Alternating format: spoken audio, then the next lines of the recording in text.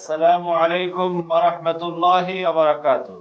প্রিয় দর্শক শ্রোতা, আপনাদের সবাইকে স্বাগত জানাচ্ছি বিশেষ আয়োজন যাকাতের গুরুত্ব আপনার জিজ্ঞাসা অনুষ্ঠানে। সঙ্গে আছি আমি মুফতি খালেদ সাইফুল্লাহ। প্রিয় দর্শক, ইসলামের 5টি স্তম্ভের অন্যতম গুরুত্বপূর্ণ হলো যাকাত, যা শুধু একটি ধর্মীয় বিধানই নয়, বরং সমাজে অর্থনৈতিক ভারসাম্য ন্যায় বিচার প্রতিষ্ঠায় এক অনন্য ব্যবস্থা। কিন্তু বাস্তবতায় দেখা যায়, বিশেষ করে প্রবাসে বসবাসকারী অনেক মুসলিমের মনে যাকাত নিয়ে নানা প্রশ্ন থাকে। কখন যাকাত ফরজ হয়, কিভাবে হিসাব করতে হয়, কারা যাকাত পাওয়ার যোগ্য, আবার বিদেশে আয় করা সম্পদের যাকাত কিভাবে দিতে হবে, এসব বিষয় নিয়ে রয়েছে অনেক জিজ্ঞাসা ও কখনো কখনো থাকে বিভ্রান্তিও। এসব গুরুত্বপূর্ণ প্রশ্নের উত্তর জানাতে আমাদের বিশেষ আয়োজন যাকাতের গুরুত্ব ও আপনার জিজ্ঞাসা। আজ আমাদের সঙ্গে আছেন Islamic research center Markazus Sheikh Zakaria Islamic research সেন্টারের সম্মানিত মহাপরিচালক এবং নিউ ইয়র্ক দারুল উলুমের প্রধান মুফতি ও শেখুল হাদিস আল্লামা মুফতি মিজানুর রহমান সাঈদ দামাত বারাকাতুহুল আলিয়া। যাচ্ছি মূল আলোচনায়। প্রিয় জনাব মুফতি সাহেব হুজুর, আল্লাহ পাক কেমন রাখছেন আপনাকে? আলহামদুলিল্লাহ, আল্লাহ পাক ভালো রাখছেন। আমরা দোয়া করি আল্লাহ পাক সমস্ত মুসলিম উম্মাহকে ভালো রাখুক। প্রিয় রমজান মাসে আমরা আপনার মতো একজন সুনামধন্য ইসলামিক স্কলারকে নিউ ইয়র্কে পেয়ে নিউ ইয়র্ক বাসী আমরা বড় ধন্য। আপনি আমাদের বাংলাদেশের পক্ষ থেকে ওআইসির শাখা বোর্ডের একজন বিশেষ সদস্য হিসেবে আপনি নির্বাচিত হয়েছেন। আপনার মতো একজন ফকিহ ইসলামিক স্কলারকে আমরা নিউ ইয়র্ক বাসী এই রমজানে পেয়ে আমরা অনেক গর্ববোধ করছি। আপনাকে ধন্যবাদ। আমাদের আর টিভি এই আজকের বিশেষ আয়োজনের প্রোগ্রামে আমরা একত্রিত হতে পেরে যাকাতের মতো গুরুত্বপূর্ণ বিষয়ে কিছু কথাবার্তা বলবো। এইটার জন্যে আল্লাহ পাক যে আমাকে তৌফিক দিচ্ছেন, সেই জন্য মহান প্রভুর দরবারে শুকর জ্ঞাপন করছি, আলহামদুলিল্লাহ। তো প্রিয় জনাব, যাকাত সম্পর্কে আমাদের মুসলমানদের মনে অনেক প্রশ্ন থাকে, যেহেতু যাকাত ইসলামের 5টি স্তম্ভের মধ্যে একটা স্তম্ভ। যাকাত ছাড়া যাকাতের বিশ্বাস ছাড়া একজন মুসলমানই হইতে পারবে না। তো এই জন্য আমাদের দর্শক শ্রোতাদের অনেক প্রশ্ন, অনেক জিজ্ঞাসা যা আমাদের কাছে করে থাকেন এবং বিভিন্ন কৌতূহল থাকে। তো তার মধ্য থেকে বিশেষ কিছু প্রশ্ন আজকে আমরা আপনার মাধ্যমে আমরা জানবো ইনশাআল্লাহ। আল্লাহ পাক আপনাকে কোরআন হাদিসের আলোকে জাতির সামনে যাকাত সম্পর্কে আমাদেরকে বিশেষভাবে যাকাত সম্পর্কে বিস্তারিত জানানোর জন্য আল্লাহ তৌফিক দান করেন, আমরা দোয়া করি। তো সর্বপ্রথম কথা যেটা, যাকাত অর্থ কি, যাকাতের মহত্ব এবং কোরআন হাদিসে যাকাত সম্পর্কে বিশেষভাবে কি বলা হয়েছে? এমন মুসলমান খুব কমই আছে পৃথিবীতে যারা নামাজ, সালাত আর যাকাত বুঝে না, জানে যে এটা ইসলামের একটা বিশাল বড় স্তম্ভ। 5টি স্তম্ভের উপর ইসলাম প্রতিষ্ঠিত, তার ভিতরে সালাত আর যাকাত অন্যতম ঈমানের পরে। কোরআনে কারীমের ভিতরে আল্লাহ পাক স্পষ্টভাবে প্রায় 32টি জায়গায় আর অন্যভাবে প্রায় আরও অনেক জায়গার ভিতরে সালাত এবং যাকাতকে একসাথে আল্লাহ পাক উল্লেখ করছেন, করেই আল্লাহর বান্দাকে নির্দেশ দিয়েছেন।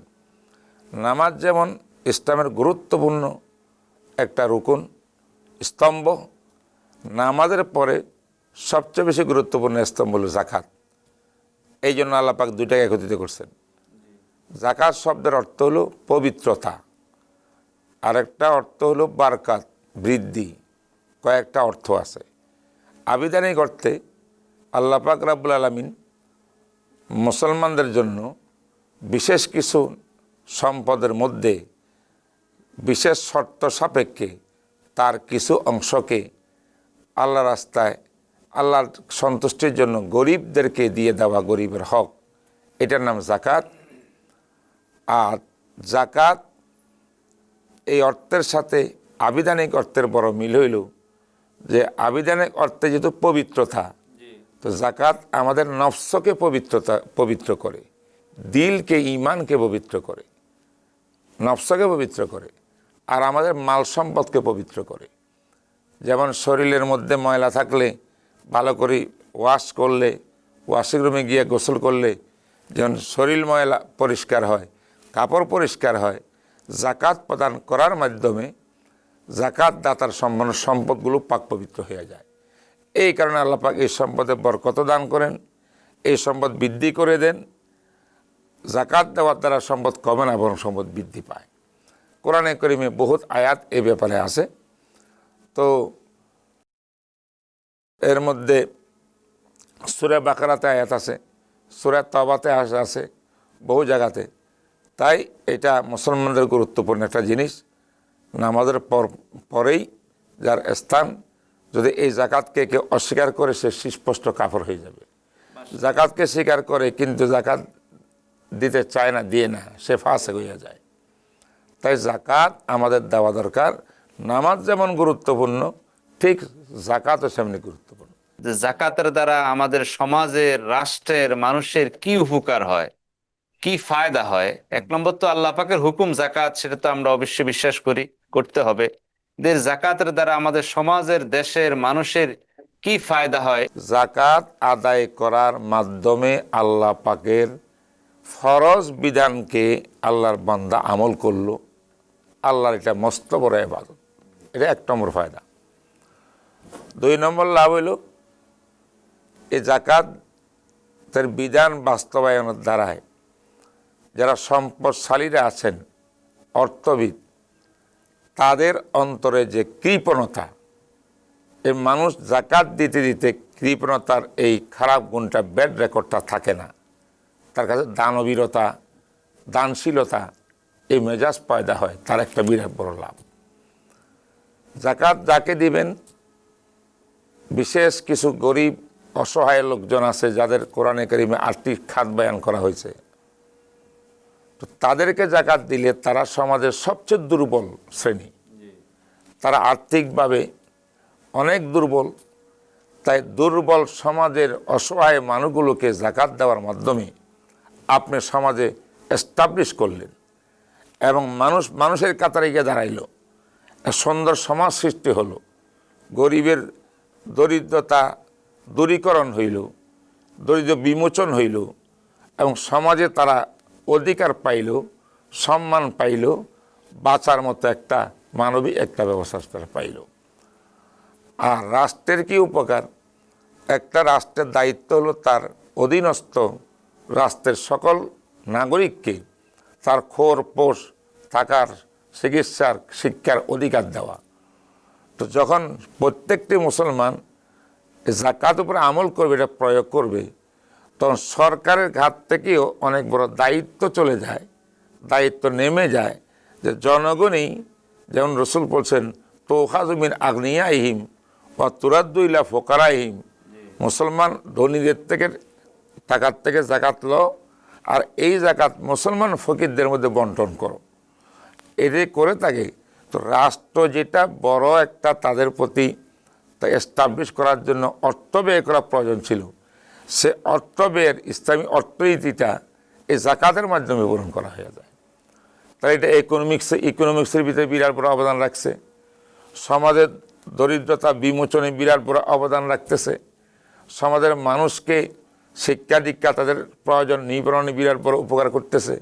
স্বয়ং যিনি দাতা, তার আপনার মালটা পবিত্র হয়ে যেতেছে জাকাত দেওয়ার মাধ্যমে, আর তার নফসের ভিতরে যে গুনাহ আছে, গুনাহ পাক পরিষ্কার হয়েছে জাকাতের মাধ্যমে, এবং তার মধ্যে কৃপণতা যেগুলো আছে এগুলা শেষ হয়ে যাইতেছে।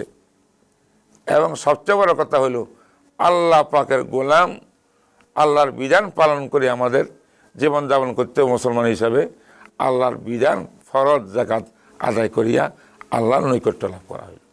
আচ্ছা হযরত, জাকাত তো অনেকে আলহামদুলিল্লাহ দিচ্ছে, জাকাত দেওয়ার উপকারিতা আপনারা বর্ণনা করলেন। তো যাদের উপরে জাকাত, আমাদের সমাজে বহু মানুষের উপরে জাকাত ফরজ, কিন্তু জাকাতকে কিভাবে দিতে হবে এবং জাকাত না দেওয়ার, যারা ঠিকমতো জাকাত দিবে না হিসাব করে, তাদের কি পরিণতি ইসলামে বলা হয়েছে, একটু যদি আমাদেরকে বলতেন। আমার মনে হয় এগুলা কোরআনে কারীমের ভিতরে সুস্পষ্ট বয়ান আছে। আল্লাহ তাআলা ওয়াল্লাযিনা ইয়াকনিজুনা যাহাবা ওয়াল ফিজ্জাতা ওয়া ইউনফিকুনা ফি সাবিলিল্লাহ ফাবাশশিরহুম বিআযাবিন আলীম। ইয়াউমা ইউহমা আলাইহা ফি নারি জাহান্নাম ফাতুকওয়া বিহা জিবাহুম ওয়া জুনুবুহুম ওয়া যুহুরুহুম ইলা আখিল আয়া। আল্লাহ পাক বলতে চাচ্ছেন, যারা সম্পদকে কুক্ষিগত করে রাখে আর এই সম্পদ থেকে গরিবের হক আদায় করে না, আল্লাহ রাস্তায় দান করে না তথা জাকাত দেয় না, তাদেরকে কঠিন ভয়াবহ শাস্তির সংবাদ শুনিয়ে দাও। সংবাদের ব্যাখ্যা আল্লাহ পাক দিলেন দ্বিতীয় আয়াতে, স্মরণ করিয়ে দেন ওই দিনকে যেই দিন এই সম্পদকে জাহান্নামের আগুন দিয়ে তাপানো হবে, গরম করা হবে। জাহান্নামের আগুন দিয়ে আপনার সম্পদকে গরম করে যে সম্পদ দিয়ে আপনার শরীরে দাগ দেওয়া হবে, দাগানো হবে, সেক দেওয়া হবে। প্রথমে কপালে, তার পৃষ্ঠে, তারপরে পিঠে, 3 জায়গায়। মুফাসসিরিন কেরাম বলেন, কোনো মানুষ যদি কোনো গরিব কোনো ব্যক্তির কাছে আসিয়া একটু কিছু সাহায্য চায়, যারা সাহায্য দিতে চায় না তারা কথা শোনা মাত্র প্রথমে কপালে তার একটা দাগ পড়ে, বিরক্ত বোধ হয় সে। তো কপালে যখন দাগ পড়ে, বিরক্ত বোধ পড়ে, আল্লাহ কয় এটাকে আগে জ্বালাও। এরপরে আস্তে করে সে সামনের থেকে একদিক ফিরিয়ে চলে যাবে, গরিবকে আড়াল করে। ফিরিয়ে সময় এই সাইডটা, ডান সাইডটা তার বা যে কোনো একটা সাইড দেখা যায়, দেখাইয়া চলে যায়। এই জন্য আল্লাহ পাক বলেন এটাকে আবার পোড়াও। যখন পিছন থেকে অন্যদিকে চলে যায় পিছ দিয়া, তখন তার পিঠকে পোড়াও। 3টা জিনিসের মধ্যে 3টা জিনিসকে আগুন দিয়ে দাগ দেওয়ার কথা কোরআনে এই জন্য বলা হয়েছে যে তুমি অসহায় উপযুক্ত মানুষ, যে তোমার সাহায্য পাওয়ার উপযুক্ত, তাকে না দেওয়ার কারণে তোমার মধ্যে যে প্রতিক্রিয়া সৃষ্টি হয়েছে, আল্লাহ পাক জাহান্নামের আগুন দিয়ে এই লোকে জ্বালাইয়া জ্বালাইয়া তার শাস্তি দিচ্ছে। এইভাবে হাদিসের মধ্যে আছে, বুখারী সহ বিভিন্ন হাদিসের মধ্যে, যেই মালের যাকাত দেওয়া হয় না, এই মালকে আল্লাহ পাক বিষাক্ত সাপের আকৃতি করে সেই সাপ দিয়া পুরা শরীরকে পেঁচাইয়া পেঁচাইয়া পরে গলার ভিতরে বেড়ি দেওয়া হবে, আর মাথাটাকে এইভাবে সামনে আনিয়া মুখের মধ্যে দংশন করবে আর বলবে আনা মালুক আনা কানজুক, আনা মালুক আনা কানজুক, আমি তোমার মাল, আমি তোমার ওই মাল যেই মালের যাকাত দিয়ে পবিত্র করো নাই, সেই মালটা আজকে বিষাক্ত সাপে রূপান্তরিত হয়েছে। আমার মনে হয় এই হাদিস আরও অনেক আয়াত আছে, এইগুলাই যথেষ্ট। যাকাত না দিলে কি ক্ষতি, কী ধরনের অভিশাপ, কত আল্লাহর কাছে অভিশপ্ত ব্যক্তি, এটা বোঝার জন্য আর কোনো বেশি কথার দরকার নেই। আমি এর মাধ্যমে পুরো জাতিকে বলতে চাই, আল্লাহর ওয়াস্তে সবাই জেনে নাই যাকাত কার উপরে ফরজ, কে কে যাকাত দিবে, যার উপরেই ফরজ হোক না কেন, মাস্তা জেনে অবশ্যই অবশ্যই পাই হিসাব করে আমরা ইনশাআল্লাহ এই যাকাতের ফরজ কাজটা আঞ্জাম দেব। এইটাই আমাদের ইমানি দায়িত্ব, নৈতিক দায়িত্ব। যাকাত ফরজ হয় যেই নারী পুরুষ মধ্যে 5টা বা 6টা শর্ত বিদ্যমান থাকে। নম্বর 1, প্রথমে তো আমাদের মুমিন বা মুসলমান হওয়া লাগবে। যে নাকি ইমানে গ্রহণ করে না, অমুসলিম, সে যাকাত দেওয়ার অধিকার রাখে না, আল্লাহর কোনো বান্দি করার অধিকার রাখে না। আগে তাকে ইমান আনতে হবে, তারপর অন্য ইবাদত। 2 নম্বর, ওই নারী পুরুষ বালেগ হইতে হবে। যারা অপ্রাপ্তবয়স্ক বাচ্চা, তাদের উপরে যাকাত কিন্তু ফরজ না। আমার দেশে অনেক আছে, ছোট বাচ্চাকে অতি আদর মহব্বত মায়া করে তার নামে পিতা মাতা অভিভাবকরা লক্ষ লক্ষ টাকা স্বর্ণ রূপা ব্যাংকের ভিতরে ব্যাংক ব্যালেন্স করে রাখে, লকে রেখে রাখে, যে আমার মেয়ে বড় হবে, ছেলে বড় হবে, বড় হলে তার এই কাজে লাগবে, এই কাজে লাগবে। সত্যিকারে অভিভাবকরা নাকি ছেলে মেয়েদেরকে এগুলো দিয়া দেয়, মালিক বানিয়ে দেয়। আর যেখানে রাখুক না কেন, এই কোটি কোটি টাকার সম্পদ এগুলা কিন্তু ব্যাংকে রক্ষিত বা কোথাও সুরক্ষিত, এটা যাকাত কিন্তু দেওয়া লাগবে না, কারণ এটা মালিক হলো একজন অপ্রাপ্তবয়স্ক ছেলে বা মেয়ে। 3 নম্বর, আল্লাহ পাক যাদের মেধা মস্তিষ্ক ভালো রেখেছেন, আধা পাগল পুরা পাগল, মস্তিষ্ক ঠিক নেই, বিক্রয় ঘটেছে, বিকৃতি ঘটেছে মস্তিষ্কের ভিতরে, এরকম লোককে আল্লাহ পাক মাফ করে দিয়েছেন, তাকে নামাজও নাই, তার জাকাতও তার উপর ফরজ না। তার কোটি টাকার মালিক হইলেও তার জাকাত হবে না। এই তিনটা। 4 নম্বর হইল জাকাত ফরজ হওয়ার জন্য যে ওই ব্যক্তিটা সম্পদের মালিক হইতে হবে। মালিকানা আবার পূর্ণ মালিক। পূর্ণ মালিক বলা হয় যেই বস্তুর রিস্ক আমার গায়ে, এটা ক্ষতি হলে আমার থেকে যাবে, লাভ হলো আমার অ্যাকাউন্টে জমা হবে, এটা রিস্ক। তো খরিদা সূত্রে, গিফটের সূত্রে, যে কোনো সূত্রে মালিক হইলাম, এবং পাশাপাশি এই সম্পদের মধ্যে আমি যে কোনো কাজ সম্পদ দিয়ে করার অধিকার রাখলাম, কবজা বলে যেটাকে, হস্তগত করা। যদি এমনটি হয় তাকে বলে মিল্কিয়তে তাম্মা, পরিপূর্ণ মালিকানা। এই পরিপূর্ণ মালিকানা হওয়া, এটা কিন্তু আরেকটা শর্ত জাকাত ফরজ হওয়ার জন্য। আবার জাকাত পুরা বছরে একবার ফরজ হয়, তাই জাকাত সম্পদ যদি 1 বছর পরিমাণ তার কাছে থাকে তখন ফরজ হবে, এর আগে তার ফরজ হবে না। আরেকটা শর্ত হইল জাকাতের সম্পদের হিসাবগুলা করে তার পাওনা টাকা থাকলে, দেনা থাকলে, ঋণ থাকলে, লোন থাকলে, তো লোনগুলা বিয়োগ দিয়া অবশিষ্ট টাকা থেকে জাকাত দেখা লাগবে।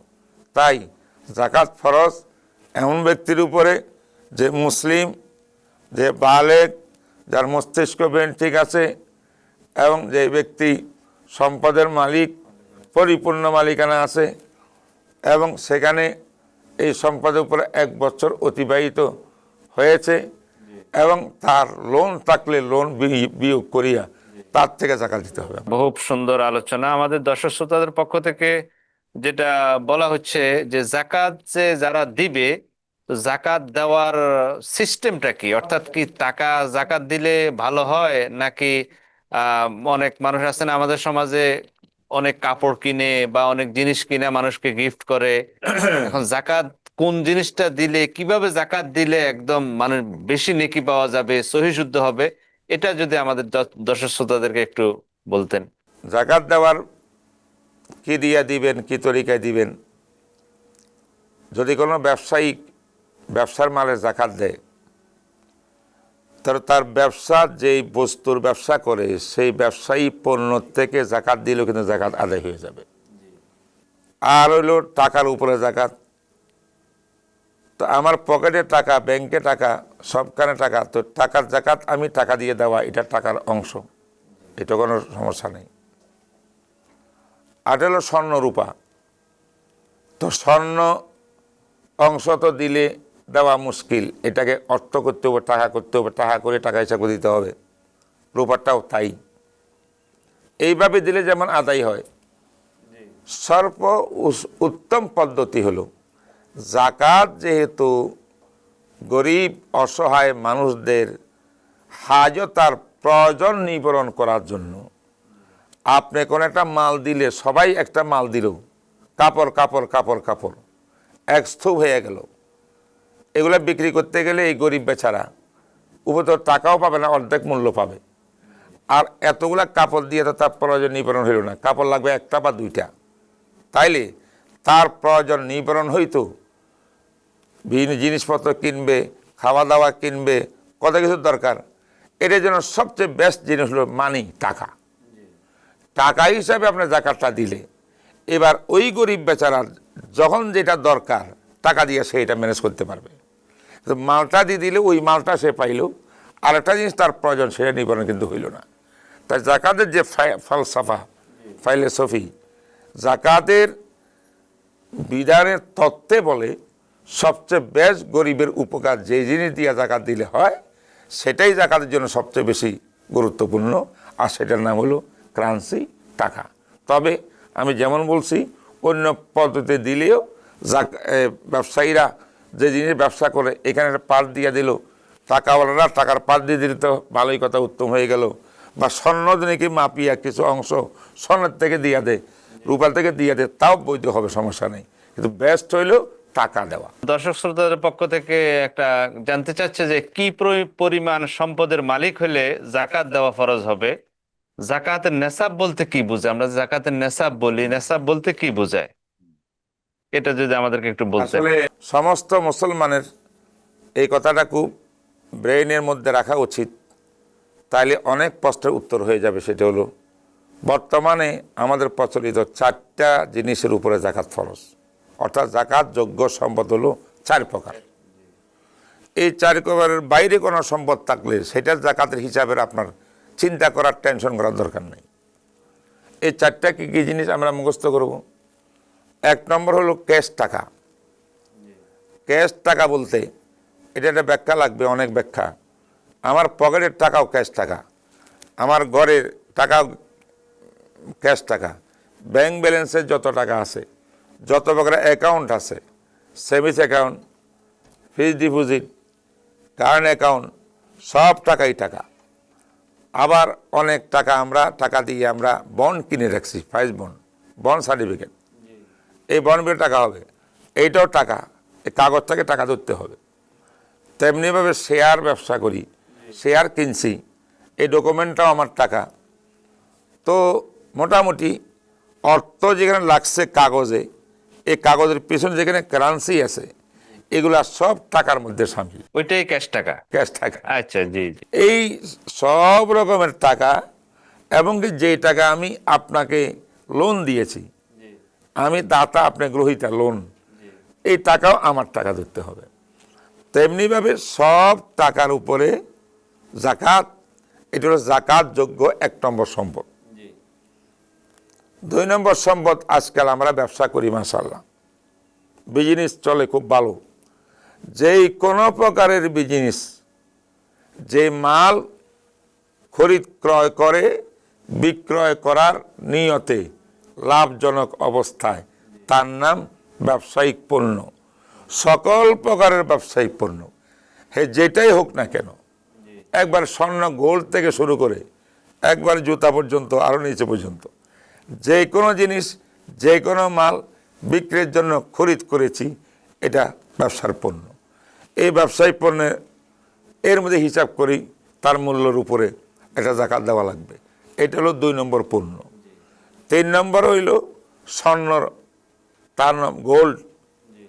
4 নম্বর হলো সিলভার বা রূপা। তাহলে আমরা জানলাম 4টা জিনিস হলো জাকাতযোগ্য সম্পদ। যদি আরও আছে, কিন্তু গবাদি পশু আছে, পালিত অনেক শর্তসার আছে আমাদের দেশের ভিতরে, এগুলা বর্তমান দুনিয়াতে এমন পরিমাণে নাই, আগের যুগে ছিল, এই জন্য এটা বলছি না, এটা একটা জাকাতযোগ্য সম্পদ আছে। তো যাই হোক, এই 4টা সম্পদ আমরা জানলাম। তো এর বাইরে কোনো জিনিসের মধ্যে আমার জাকাতের হিসাব করতে হবে না। ঘরের মধ্যে ফ্রিজ আছে, কাপড় চোপড় আছে, অনেক কিছু সরঞ্জাম আছে, প্রয়োজনের অতিরিক্ত দামি দামি মাল আছে, জাকাত দেওয়া লাগবে না। হীরা, মণিমুক্তা, ডায়মন্ড, মূল্যবান সম্পদ, তার মধ্যে জাকাত দেওয়া লাগবে না। জাকাত দেওয়া একমাত্র এই 4টা জিনিসের মধ্যে। নম্বর 1। এবার হইল আমরা নেশাব বা পরিমাণ কত, আমি সংক্ষেপে যদি বলি, এই কথাটা অনেকে ভুল বুঝে। কোনো নারী বা কোনো পুরুষ এই 4 সম্পদের মধ্যে যদি একমাত্র স্বর্ণের মালিক হয়, স্বর্ণ আছে আর কোনো কিছু নেই, 4-এর 3টা নাই, একটা আছে, তা দেখতে হবে স্বর্ণের মালিক কত পরিমাণ আছে। তিনি যদি 7.5 ভরি স্বর্ণ, হাদিসের ভাষায় 20 মিসকাল, আর আমাদের বর্তমান মাপে হইল 7.5 ভরি, আর এটা গ্রামের মাপে হইল 87.5 গ্রাম। এই পরিমাণ স্বর্ণের মালিক যদি কেউ হয়, তাহলে তখন থেকে তার পুরা স্বর্ণের মাল দরিয়া, মূল্য দরিয়া তাকে জাকাত দিতে হবে। এর নিচে 1 রত্তি নিচে হইলেও এই পুরা স্বর্ণের জাকাত আর নেই। মানে কারো কাছে যদি শুধু স্বর্ণ থাকে, অন্য কোনো মাল না থাকে। 2 নম্বর, কারো কাছে রূপা আছে, তো রূপার ক্ষেত্রে হাদিসের রসুলের মধ্যে আছে 200 দেরহাম, যার মধ্যে আছে সেই জন্য 5 দেরহাম দেয়। আর ওই দেরহামটা বর্তমানে আমাদের 52.5 তোলা রূপা। আর 52.5 তোলা রূপা এটা আজকে গ্রামের হিসাবে হয় 612 গ্রাম, এটা বর্তমানে। তা আমি নিউ ইয়র্কে এটা খবর নিয়েছিলাম, 52.5 তোলার উপর সিলভারের দাম আসে $1750। যাই হোক, যার কাছে একমাত্র রূপা আছে, সিলভার, স্বর্ণ নাই, টাকা নাই, জাকাত ফান্ড এই ব্যবসার পণ্য নাই, সেই ব্যক্তি 52.5 তোলা হইলে জাকাত দিবে না, হলে দিবে না।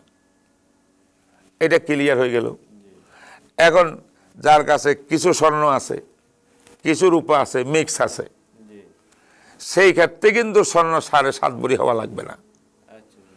যদি কিছু স্বর্ণ আর কিছু রূপা বা কিছু স্বর্ণ কিছু টাকা বা টুকটাক বিজনেস করেন, ব্যবসার মাল, টাকা, স্বর্ণ রূপা মিক্স যদি হইয়া সব 4টা মিলিয়ে 2টা মিলিয়ে 3টা মিলিয়ে যাই আছে, টোটাল যদি হিসাব করিয়া বাজার মূল্যে 52.5 তোলা রূপার পরিমাণ হয়, যেমন $750 বর্তমানে এখানে, তাইলে তার উপরে জাকাত ফরজ।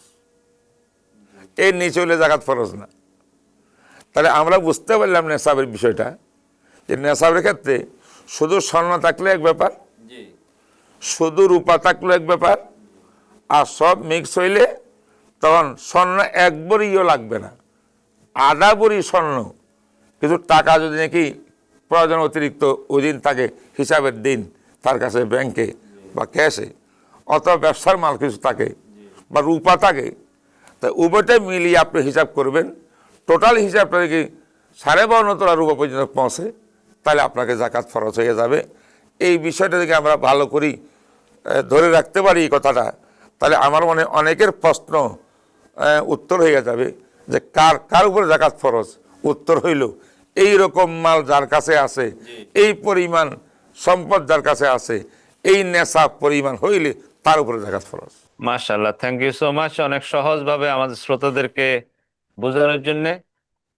একটা প্রশ্ন আসছে যে কেউ যদি ঋণ দেয়, মানে অনেক টাকা মানুষকে ঋণ দিয়ে রাখছে, তো ঋণ দাতা এই ঋণের টাকা ঋণ দাতা জাকাত দিবে, নাকি গ্রহীতার কাছে যতদিন পর্যন্ত টাকাটা আছে গ্রহীতা ওই টাকা জাকাত দিবে? এটা যদি আমাদেরকে একটু বলতেন। আপনি ভালো প্রশ্ন করছেন, এটা অত্যন্ত মানে প্রচলিত প্রশ্ন, অনেকের জিজ্ঞাসা। ঋণের উপরে 1 নম্বরে জাকাত আছে কিনা, যে ঋণ দিয়ে দিছি, আমি কাউকে লোন দিছি, এই লোন যে আমি দিলাম আমারও জাকাত ফরজ কিনা। 1 নম্বর ঋণের উপরে জাকাত ফরজ কিনা, ফরজ হলে আমি দেব না যার কাছে টাকা সে দিবে। এর উত্তর হইল, শরীয়তের ফেকার পরিভাষায় লোন কাউকে দিলে তার 3 অবস্থা।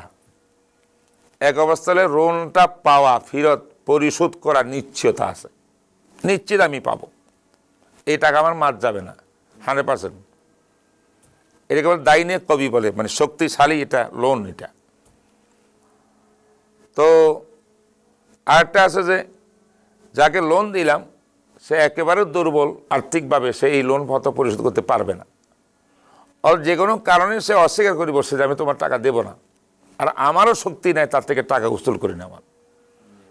সেই ক্ষেত্রে এটাকে বলে দাইনে জয়ী, মানে দুর্বল। তো যেই লোনটা শক্তিশালী, পাওয়ার নিশ্চয়তা বা প্রবল সম্ভাবনা আছে, এমন লোন যেখানে থাকে, সেই লোনের জাকাতের টাকা, লোনের জাকাতও আসবে, লোন দাতার উপরে সে জাকাত দিতে হবে। যেমন আমি দিলাম লোন, আমাকে জাকাত আদায় করতে হবে। তবে এর মধ্যে একটা অপশন আছে, আমি বছর বছর প্রতি বছর টাকা আমার হাতে নাই, টাকা আমি যাকে দিছি তার হাতে, বছর বছর আমি সেই টাকার জাকাত দেব।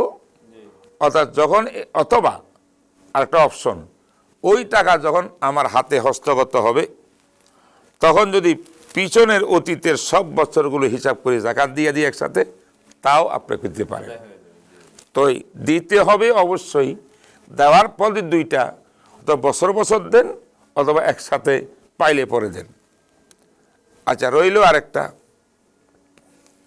যে লোন পাওয়ার আশা নেই, নিরাশ বা দুর্বল, চান্স কম, একেবারে দুর্বল সম্ভাবনা, এটা জাকাত আপনাকে দিতে হবে না। হ্যাঁ, যদি আল্লাহর মেহেরবানিতে না পাওয়ার জিনিস আপনি লোন দাতা পরে দিয়ে দিল, লোন গ্রহীতা যেদিন আপনি পাইলেন সেদিন থেকে আপনার জাকাতের হিসাব শুরু হবে এটার জন্য। এটা আরেক ব্যাপার। এখানে আরেকটা গুরুত্বপূর্ণ একটা পয়েন্ট আমি দর্শকদের উদ্দেশ্যে আমি বলতে চাই। একটা হলো আমি ক্যাশ টাকা দিছি লোন, এই কথা এতক্ষণ বললাম। আরেকটা হলো আমি ব্যবসায়ী, আমি মাল বিক্রি করছি, মানুষের কাছে টাকা পাই, ওটা তো লোন। বাকি টাকা যেটা আমার বাকি দিয়ে বিক্রি করেছি যে টাকা পাবো, এটা কিন্তু কি লোন। সেই লোনের ক্ষেত্রে একই মাসলা প্রযোজ্য হবে। কিন্তু কোন মাসলা? যে নাকি যেইগুলা গ্রাহক থেকে পাওয়ার নিশ্চয়তা বা প্রবল সম্ভাবনা, তার জাকাত ওই ব্যবসায়ী ভাই হিসাবের সময় জাকাতের সঙ্গে হিসাব করে জাকাত দিবে। যদি মনে করেন পাওয়ার কোনো সম্ভাবনা নাই বা একেবারে ক্ষীণ সম্ভাবনা, সেই ক্ষেত্রে সে জাকাত না দিলেও চলবে, যখন পাবে তখন থেকে জাকাত দেবে। মাশাআল্লাহ, আপনার এই কথা থেকে একটা প্রশ্ন আসছে আমার, সেটা হলো যিনি ব্যবসায়ী অথবা যিনি ঋণ দাতা, এরকম লোক যদি এরকম কোন লোকের কাছে টাকা পায়, ব্যবসায়ী কাউকে কাছে মাল বিক্রি করছে, যে লোকটা জাকাত খাওয়ার যোগ্য কিন্তু সে গড়িমসি করে তার মালের টাকা ফেরত দিচ্ছে না, অথবা কেউ একজনকে ঋণ দিছে, এখন ঋণ গ্রহীতা সে ঋণ ফেরত দিচ্ছে না গড়িমসি করে, অথবা তার সামর্থ্য নাই, অথবা এখন সে যদি জাকাতের উপযুক্ত হয়, তাহলে ব্যবসায়ী অথবা ঋণ দাতা সে বছরে হিসাব করে কি তার জাকাতের টাকা থেকে ওই যে টাকা তাদের থেকে পাওনা ওই টাকাকে সে জাকাতের নিয়তে কেটে দেওয়া যাবে কি? এটা উত্তর হইল, জাকাত একটা এবাদত, আর এই এবাদত নিয়ত ছাড়া আল্লাহ পাক কবুল করবেন না। ইন্নামাল আমালু বিন্নিয়াত, এটা স্পষ্ট কথা। যেহেতু আমি দিয়েছিলাম, উদাহরণস্বরূপ লোন দিয়েছিলাম, দিতে পারছেন না বা গরিমসি করছেন, যাই করুক, ওইটা আমার লোনের টাকা তার কাছে। এখন যদি আমি জাকাত দেওয়ার সময়, এবাদতটা করার সময় যদি বলি যেটা আমি প্রাপ্য ছিলাম এইটাই জাকাত হিসাবে মাইনাস করে দিলাম, এটা জাকাত আদায় কখনো হবে না, কোনো সুরত নাই। কারণ আমি জাকাত প্রদান করার সময় আমার নিয়ত লাগবে। দর্শকদের উদ্দেশ্যে একটা গুরুত্বপূর্ণ মাসলা বলি এই প্রসঙ্গে। জাকাত দেওয়ার জন্য নিয়ত শর্ত, কিন্তু নিয়ত কখন কখন শর্ত এটা জানলে সকলের জন্য উপকার হবে। সেটা হলো, যখন আমি পকেট থেকে জাকাতের টাকা নিয়ে কোনো গরিব মিসকিন উপযুক্ত ব্যক্তিকে দিব, দেওয়ার সময় আমার মনে মনে নিয়ত করলে এটা আমি জাকাত দিচ্ছি, তাইলে আলহামদুলিল্লাহ জাকাত আদায় হয়ে যাবে। এই একটা অবস্থা।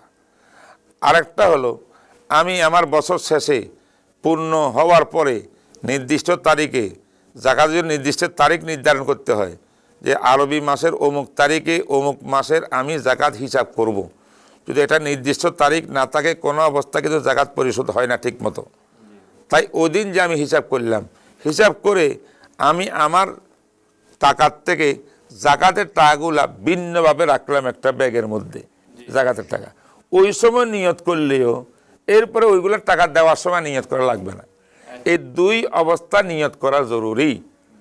এখন যার কাছে আমি লোনের টাকা পাবো, ওইখানে নিয়ত পাওয়া যাচ্ছে না, ওই সুরতে পাওয়া যাচ্ছে না, এই নিয়ত পাওয়া যাচ্ছে না, তাই সেটা জাকাত হিসাবে কর্তন করার, বিয়োগ করার কোনো রাস্তা নেই। মাশাআল্লাহ, আসলে হযরত আমরা তো আমেরিকাতে বসবাস করি। আমেরিকাতে বিভিন্ন মাসালা আমাদের সামনে আসে, বিভিন্ন মানুষ প্রশ্ন করে আমাদেরকে। তো আপনাকে পেয়ে আজকে আমরা আমেরিকা সম্পর্কে কিছু প্রশ্ন আপনাদের কাছে একটু জানতে চাবো। সেটা হলো, আমেরিকাতে আমরা অনেকে লোন করে বাড়ি খরিদ করে বা দোকান কিনে, যেটাই কিনে লোন ছাড়া কোনো কিছু খরিদ করা যায় না সাধারণত। যে লোনটা মানুষের হায়াত শেষ হয়ে যায় কিন্তু লোন থেকে যায়, দীর্ঘ বছর লোন টানতে হয়। তো এই সব ঋণের অর্থ জাকাতের হিসাব থেকে কিভাবে হিসাব করা হবে? অথবা এরকম যদি কারো লোন থাকে, মনে করেন কারো 5 লাখ 10 লাখ ডলার তার লোন আছে ব্যাংকে, সে মান্থলি বাড়ির জন্য 5,000 টাকা 3,000 ডলার সে লোন দিচ্ছে, আবার তার কাছে এমনি 1 lakh 2 lakh dollar 50,000 dollar 70,000 dollar তার কাছে জমাও আছে, তার কাছে স্বর্ণ আছে বা অন্যান্য মাল আছে। এখন এই যে লোন করে বাড়ি খরিদ করলো, অথবা অনেকে আছে লোন করে বাড়ির ব্যবসা করে, হ্যাঁ, এখন এই জিনিসগুলির জাকাত কি কিভাবে দেওয়া হবে? তো এই ব্যাপারে আমি একটা শরীয়তের বিধান হুকুমটা আমি যদি স্পষ্ট করে বলে দিই, তাহলে এই প্রশ্নগুলোর উত্তর হয়ে যাবে একসাথে। এক নম্বর হলো, আমি জাকাত দেব আমার মালিকানা সম্পত্তি জাকাত দেব, যে জিনিস আমি মালিক তার জাকাত দেব। হইতে পারে মানুষ দুনিয়াতে চলাফেরার ক্ষেত্রে একে অপরের মুখাপেক্ষী, কোনো সময় আমি ঋণী হই, কোনো সময় আমি ঋণ দিই। তো মানুষ লোন নেয়, লোন দুই প্রকার। এক প্রকার লোন হলো মানুষ ব্যক্তিগত প্রয়োজনে, পারিবারিক প্রয়োজনে, চিকিৎসার প্রয়োজনে, টাকা পয়সত প্রয়োজন হলে লোন নেয়। এই ধরনের সকল লোন কিন্তু বিয়োগ হয়ে যাবে জাকাতের হিসাব থেকে। ওই লোন বাদ দিয়ে বাকি টাকা জাকাত আপনি দিবেন, যেগুলো ব্যক্তিগত প্রয়োজনে, পারিবারিক প্রয়োজনে আপনি নিয়েছেন। আবার এর মধ্যে দুই প্রকার, একটা হলো দীর্ঘমেয়াদী লোন, আরটা হলো তৎক্ষণিক লোন দিতে হবে যে কোনো সময়। যে কোনো সময় যে লোন দেওয়া লাগে সেই লোনটাও পরিশোধ হবে, বিয়োগ হয়ে যাবে মূল টাকার থেকে। জাকাতের অর্থগুলো কত টাকা, ব্যবসার টাকা কত, তারপর স্বর্ণ রূপা কত, ক্যাশ টাকা কত, ব্যাংক ব্যালেন্স সব মিলিয়া টোটাল 1 কোটি টাকা হইল। এই 1 কোটি টাকাতে এই পাশে আপনি বামে ঋণের একটা তালিকা দিলেন, কি কি বিয়োগ, এগুলো বিয়োগ হয়ে যাবে। বিয়োগ কোনটা হবে? ব্যক্তিগত লোন বিয়োগ হবে। বিশেষ করে যে লোনগুলো তৎক্ষণিক যে কোনো সময় দেওয়া লাগবে অতি অল্প সময়ের ভিতরে। কেউ কেউ বলেছেন যে বছর জাকাত দিচ্ছেন এই বছর দেওয়া লাগবে, যেগুলো এগুলা বিয়োগ হয়ে যাবে। দীর্ঘমেয়াদী যে লোনগুলো আছে, যেটা আপনি একটু আগে বললেন যে আমেরিকাতে আমরা দেখতেছি যে মানুষ হাউস একটা লোন করে নিছে, পুরা জীবন তার লোন টানতে হয়, দিতে হয়, কিছু কিছু কিস্তিতে দেয়। তো এই ক্ষেত্রে শরীয়তের বিচার হইল যে আপনি আপনার জাকাতের যোগ্য সম্পদের হিসাব থেকে শুধু যেই বছর জাকাত দিচ্ছেন ওই বছরের লোনটা যেটা কিস্তি দেওয়া লাগবে ওই কিস্তি আপনি মাইনাস করতে পারবেন। তার পরের বছর একবারে 770 বছর পর্যন্ত যে লোন রয়ে গেছে, অনেক বড় অঙ্কের টাকা, এইটা আপনি মাইনাস করা যাবে না। এটা মাইনাস করলে আর জাকাত কেউ দিবে না, জাকাত আসবেও না। তাহলে আমরা মাস্টারে কি জানলাম? দীর্ঘমেয়াদী লোন যেগুলো আমি নিয়েছি অন্যের থেকে দীর্ঘমেয়াদী, সেখানে এই বছর প্রতি বছর জাকাত দেওয়ার সময় ওই বছর যে কিস্তিটা দেওয়া এইটা বিয়োগ হবে, আর পরবর্তী বছরগুলোর লোনগুলা ধর্তব্য হবে না, এটা আর মূল অর্থ থেকে বিয়োগ হবে না, বাকি অংশে জাকাত দিয়ে দিবে। মাশাআল্লাহ, দীর্ঘমেয়াদী লোনের ব্যাপারে আমরা একটা বুঝতে পারছি। আর একটা প্রশ্ন হইলো, অনেকের বাড়ি, কয়েকটা বাড়ি থাকে বা অনেকগুলি দোকান থাকে, যে বাড়িগুলি উনি ব্যবসার নিয়তে, বলতে বাড়ি বিক্রি করি, কি খরিদ করে বিক্রি করে এরকম ব্যবসা না, বাড়ি রেন্ট দিয়ে রাখছে, ভাড়া দিয়ে রাখছে, ভাড়া উঠায় জমা হইতেছে। এখন ওনার নিত্য প্রয়োজনীয়তা, উনি একটা বাড়িতে থাকতেছে, এটা ওনার প্রয়োজন। আরো 4-5টা বাড়ি ওনার আছে, অনেকগুলি দোকান আছে যেগুলি রেন্টের মধ্যে আছে। তো এই ব্যক্তি তার রেন্টওয়ালা বাড়িগুলির জাকাত কি মূল সম্পদের উপর দিবে নাকি বাড়ির ভাড়ার উপরে দিবে? এটা যদি আমাদের দর্শকদেরকে একটু বলতেন। যে এটাও কথা পরিষ্কার। আমি উপরে যে কথাগুলো আলোচনা করছি আশা করি ওইখানে আপনি উত্তর পেয়েছেন। জাকাতযোগ্য সম্পদের আমি বন্টন করছি, উল্লেখ করছি 4টা জিনিস। আমি কি 10টা বাড়ির নিউ ইয়র্কে মালিকও থাকি, আর আমার এগুলা ভাড়া চলতেছে, রেন্টে চলতেছে, মাসে মাসে আমি রেন্ট পাইতেছি, কেরায়া পাইতেছি, তাহলে এই যে টাকা যেটা পাইলাম, রেন্টের টাকা যেটা পাইলাম মাসিক, এটা আমার টাকা, এর টাকার উপরে জাকাত আছে বছর শেষে। কিন্তু বিল্ডিংয়ের মূল্য কত? বহু dollar, billion billion dollar, million dollar. ওই পণ্য হিসাব করে আপনাকে জাকাত দিতে হবে না, কারণ বিল্ডিং কোনোদিন জাকাত পণ্য নয়। দোকান, আস্তার দোকান, এটা জাকাত পণ্য নয়, 100টা থাকুক। কিন্তু জাকাত পণ্য কখন হবে? যদি বিল্ডিং আমি কিনছি বিক্রি করে দেওয়ার জন্য, এটাকে তখন হবে এটা ব্যবসায়িক পণ্য। আমি এটাও শ্রোতাদের দর্শকদের জন্য বলতে চাই যে ব্যবসায়িক পণ্যের মধ্যে জাকাত আছে, ব্যবসার পণ্যের জাকাত আছে। ব্যবসার পণ্য কাকে বলে অনেক আছে অস্পষ্ট। সুস্পষ্ট ব্যাখ্যা হইল যেই পণ্যের মধ্যে তিনটা জিনিস পাওয়া যায় এটা ব্যবসার পণ্য। অর্থাৎ জিনিসটা প্রথমে খরিদা হবে, মানে আমি কিনতে হবে মালটা। আমি প্রত্যেক সূত্রে যেটা পাইছি এটা ব্যবসার মাল না, আমি কিনছি এটা। আবার কেনার সময় বিক্রি করার নিয়ত করেছি, 2 নম্বর। আবার এই বিক্রি করার নিয়তটা আমার কন্টিনিউ এখনও আছে, 10 বছর চলে গেছে, এখনও আমি নিয়ত আছে আমি বিক্রি করব। তাহলে এই 3টা শর্ত পাওয়া গেলে কি হয়ে যাবে, এটা মাল ব্যবসার মাল হয়ে যাবে, মাল হয়ে যাবে, এটা জাকাতযোগ্য হবে। যদি এর মধ্যে কিনছিলাম বিক্রি করার উদ্দেশ্যে, 2-1 বছর জাকাতও দিয়েছি ব্যবসার পণ্য হিসাবে, হঠাৎ করে আমার আপনার নিয়ত যদি হইয়া যায় না আমি কি করব না, বিক্রি আর করবো না, এটা আমি রেন্টে খাটাইয়া আমি আমার জীবন চালাবো, আমি ভাড়া পাবো, এটা বিক্রি করা বন্ধ। যে বছর থেকে নিয়ত চেঞ্জ করছেন এই বছর থেকে আর জাকাত দেওয়া লাগবে না। তো আবার আরেকটা মাসলা বলি, কেউ কেনার সময় কিন্তু বিক্রি করার নিয়ত করে নেই, কিনছে দেখা যাক কি করি না করি, হয়তো নিজে ব্যবহার করবো, নিজে থাকবো, নাহলে ভাড়া দেবো, হতে পারে বিক্রি করতে পারি, এমন যদি হয় তখন শরীয়ত বলে এই পণ্যের জাকাত আপনাকে দিতে হবে না, কারণ আপনি কেনার সময় বিক্রি করার পুরা নিয়ত আপনি করেন নাই। এই কয়েকটা মাসলা আনুষঙ্গিক এখানে বলে দিলাম। যাক, মাশাল্লাহ, আমরা অনেক উপকৃত হইতেছি আপনাকে আমরা নিউ ইয়র্কে পেয়ে, যে আপনি রমজানে নিউ ইয়র্কে কাটাইতেছেন। আপনার দ্বারা আমরা নিউ ইয়র্কবাসী অনেক উপকৃত হইতেছি। তো আমরা আমাদের অনুষ্ঠানের প্রায় শেষ পর্যায়ে চলে আসছি। আরো 2-1টা প্রশ্ন করব শ্রোতাদের পক্ষ থেকে।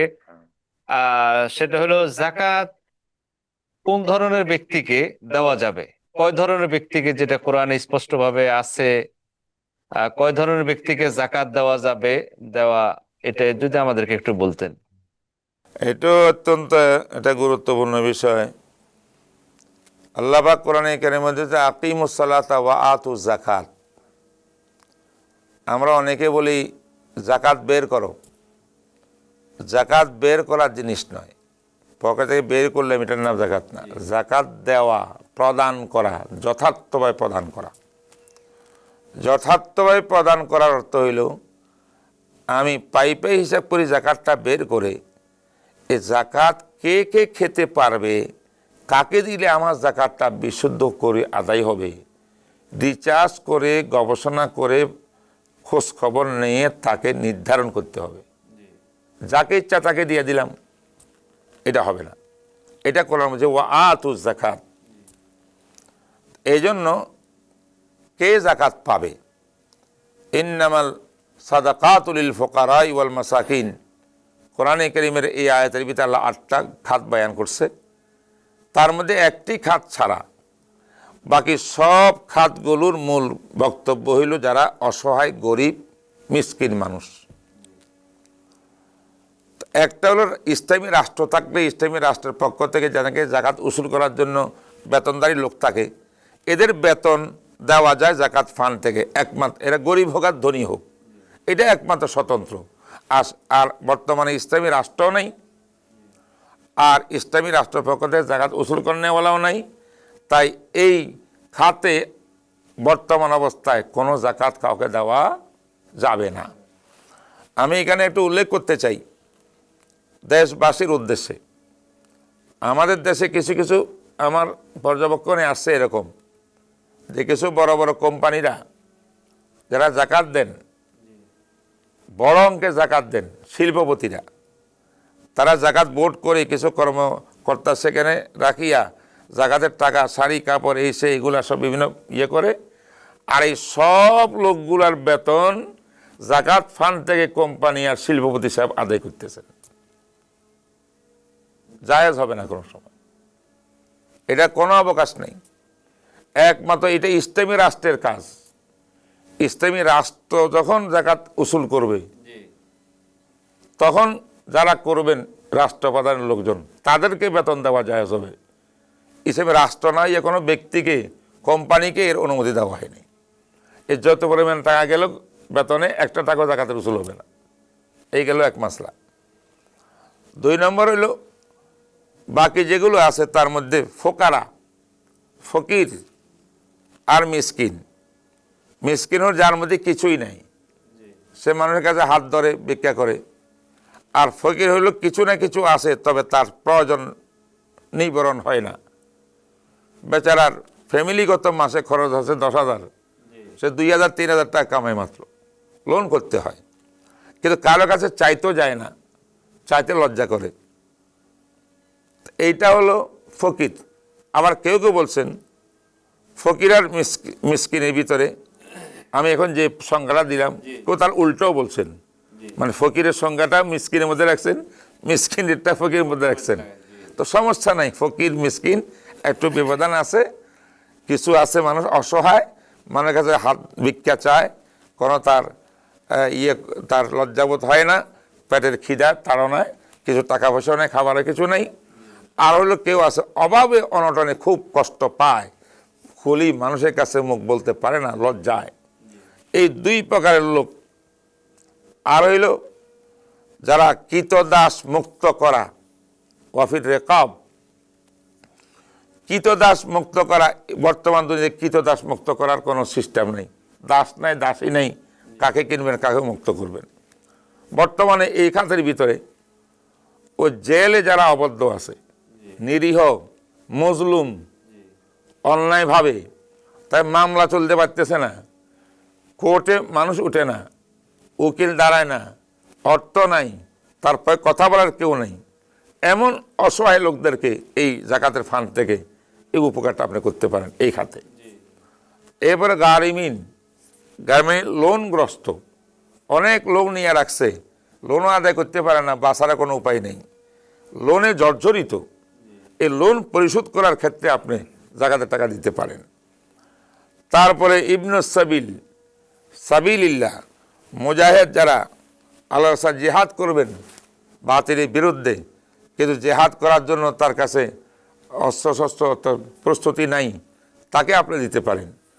আর যে সমস্ত মানুষ অসহায়, গরিব, কিন্তু আল্লাহ রাস্তায় কাজ করতেছে, দ্বীনের কাজ করছে, দ্বীনের বড় বড় কাজ তার দ্বারা আঞ্জাম পাইতেছে, এদেরকে আপনার দিতে পারেন। তো মোটামুটি আমি মুসাফির যারা, দেখেন এখন বর্তমানে এটাও বড় মুশকিল, কোনো ব্যক্তি মুসাফির অবস্থায় আছে, তার দেশে অনেক ধনী মানুষ, কিন্তু মুসাফির অবস্থা তার সব হারাই ফেলছে, এখন কার চলার পথ নেই, কিছু নেই, খাবার কিছু নেই, এমন লোককে দেওয়া যায়। এই জাতীয় লোকরা আমাদের জাকাত পাওয়ার উপযুক্ত। আমি দেশবাসীকে বলবো, আমাদের মাননীয় প্রধানমন্ত্রী বর্তমান তারেকুর রহমান, তিনি জাকাতের ব্যাপারে উদ্যোগ নিয়েছেন, আলেমদেরকে ডাকছেন, চিন্তা ভাবনা করছেন। আমি একটা কথা এই নিয়ে কিছু বলবো না, সম্পূরক কথা বলবো। লক্ষ লক্ষ কাওমি মাদ্রাসা, বেসরকারি মাদ্রাসা, এখানে হাজার হাজার স্টুডেন্ট, হাফেজ, কারি, আলেম, মুফতি, মুহাদ্দিস, মেধাবী ছাত্র, কিন্তু গরিব ফকিরের ইয়ের মধ্যে পড়ছে, তাদের অর্থ নাই, তাই তারা টাকা পয়সা দিয়ে মাদ্রাসা পড়তে পারবে না। মাদ্রাসা কর্তৃপক্ষ তাদেরকে জাকাতের টাকা দিয়ে পড়াইয়া আলেম বানায় আজকে জাতীয় দেশের সেবা খাদমত করাচ্ছে, খতিব হচ্ছে, ইমাম হচ্ছে, মুয়াজ্জিন, দায়ী, শিক্ষক, সব কিছু হচ্ছে তারা। এই খাতটা সবচেয়ে অনেক বেস্ট খাত জাকাত দেওয়ার উপযুক্ত, কারণ এক হিসাবে এই গরিব ছাত্রদেরকে জাকাত দিলেন, ফরজ আদায় করলেন। 2 নম্বর, আপনার প্রদত্ত টাকা দিয়ে জাকাতে তো আপনার টাকা নেই, গরিবেরই টাকা, আপনি যেটা দিলেন দেওয়ার কারণে এই টাকা দিয়ে সে একজন আলেম হতে পারলো, দায়ী হতে পারলো, হাফেজে কোরআন হতে পারলো, কোরআন পাকি হতে পারলো। এটা বিরাট এলায়ে কালিমাতুল্লাহ, ইসলামের ঝান্ডা উদ্দিন হলো তার মাধ্যমে। আর একটা কথা বলবো, আপন আত্মীয় স্বজন আমাদের, আমি জাকাত দিই, আপনি জাকাত দেন, আমাদের আত্মীয় স্বজনের ভিতরে অনেক পাওয়া যায় যারা কিন্তু জাকাত খাওয়ার উপযুক্ত। চাইতে পারে না লজ্জায়, বা কেউ ভিক্ষা পাইতেছে, হাত পাইতেছে, আমার আত্মীয় হয়, এই নিজের আত্মীয়ের মধ্যে এই গরিবদেরকে দেওয়া শরীয়তের আগে সবচেয়ে বেশি উত্তম। এর পাশাপাশি হলো মাদ্রাসা ছাত্রকে দেওয়া উত্তম। এই দুইটা হলো বেস্ট পদ্ধতি। মাশাআল্লাহ, জাকাতের খাত সম্পর্কে আপনি বিস্তারিত আলোচনা করছেন।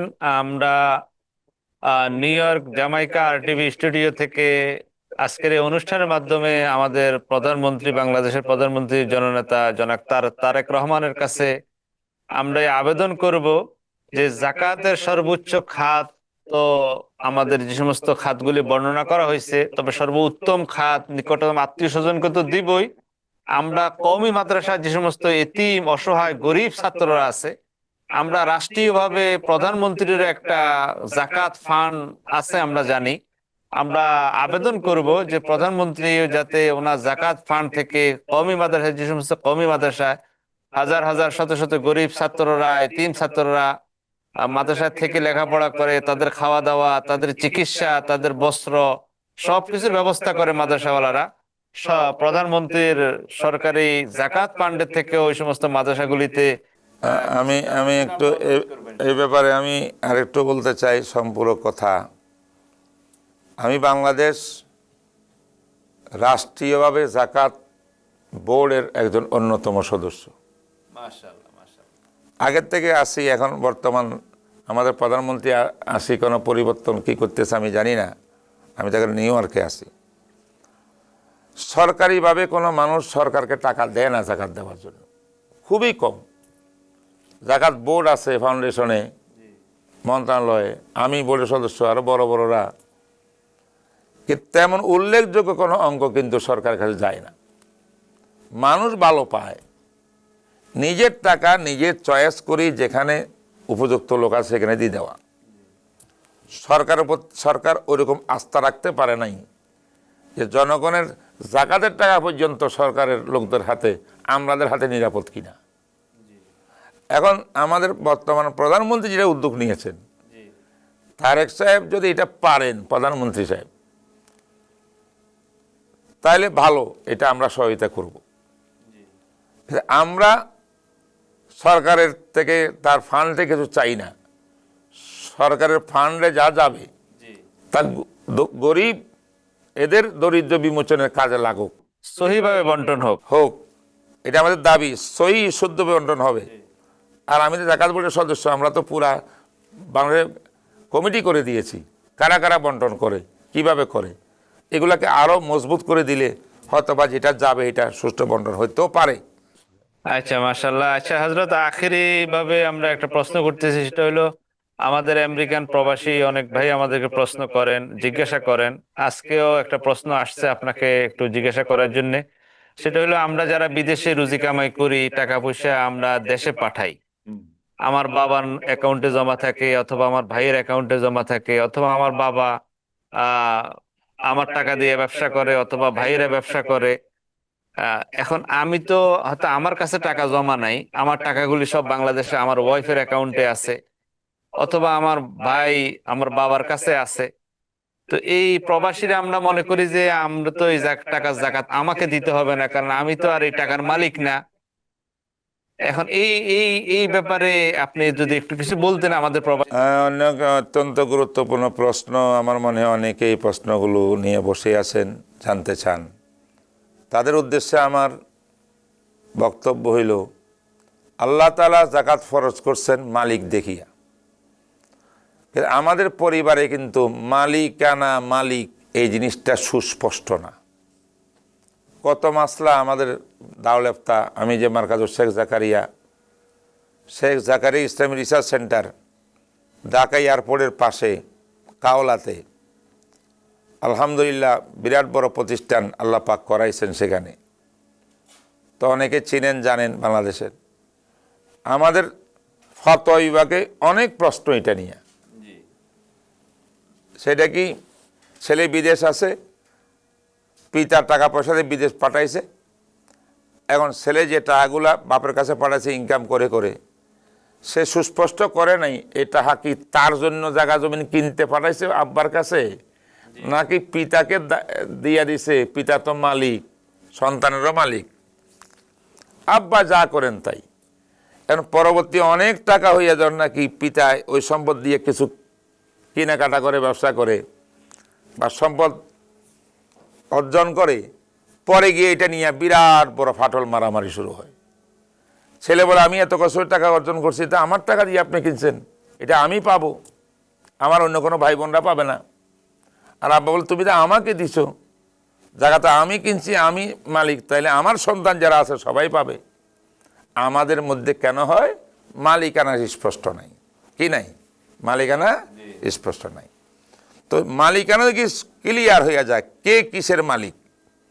সত্যি যদি আপনি বিদেশ থাকেন, আমেরিকায় থাকেন, মাসে মাসে যা কিছু ইনকাম করেন সব পিতার নামে, ওয়াইফের নামে দিয়া দেন, দেওয়াটা কি ওয়াইফকে মালিক বানাইয়া দিলেন, আম্মাকে মালিক বানিয়ে দিলেন, আব্বাকে মালিক বানিয়ে দিলেন, না মালিকানা আপনার, ওনাদেরকে রাখতে দিয়েছেন আমানত স্বরূপ, প্রয়োজনে কিছু খরচ করবে, বাকিগুলো ব্যাংক ব্যালেন্সে রাখবে আপনার নামে, কথা ভিন্ন।